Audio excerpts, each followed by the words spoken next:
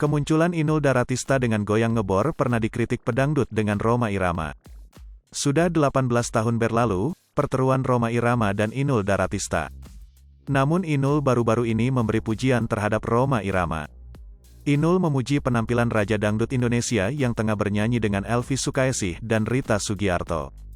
Pedangdut yang juga terkenal dengan goyang ngebornya ini menyebut trio penyanyi dangdut senior tersebut dengan julukan Raja, Ratu, dan Permaisuri Dangdut. Berikut postingan lengkap Inul Daratista. Raja Ratu Permaisuri Dangdut. Seneng aja melihat kolaborasi ini, lagu favorit aku dulu. Sering kunyanyikan juga kalau hajatan Hicks. Semoga panjenengan semua Umi Elvy, Pak Haji dan Bunda Rita Say diparingi sehat walafiat amin. Wis senja tapi tetap berkilau. Kualitas, karya, dan perjuangan membuktikan kejayaan beliau bertiga tak akan hilang dimakan zaman dan lekang oleh waktu. Sehat-sehat semua ibu bapak dangdut. KDI 2021 @officialtv, tulis Inul Daratista. Postingan itu menandakan Inul Daratista tak dendam meski pernah berseteru dengan Rhoma Irama beberapa tahun silam. Mengulas 18 tahun silam, pertikaian Rhoma Irama dan Inul Daratista diketahui sempat menjadi perhatian publik tanah air. Inul Daratista memang sempat berseteru dengan Raja Dangdut Indonesia Rhoma Irama karena dinilai merusak citra dangdut. Rhoma Irama sempat menyindir habis-habisan goyang ngebor Inul Daratista saat ia diundang menghadiri rapat Komisi 8 DPR RI pada 2003 silam. Melansir dari tribunnewsbogor.com, sang Raja Dangdut Indonesia bahkan menyinggung soal porno aksi dalam rapat tersebut. Goyang ngebor Inul sudah termasuk bagian porno aksi yang harus dilarang.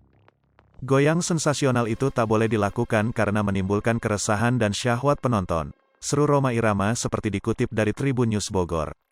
Akibat kritikan itu, Inul Daratista mengaku sampai tak kuasa menahan tangisnya. Inul Daratista dulu dianggap enggan menerima tawaran dari stasiun televisi, apabila dipertemukan dengan Rhoma Irama dalam satu acara.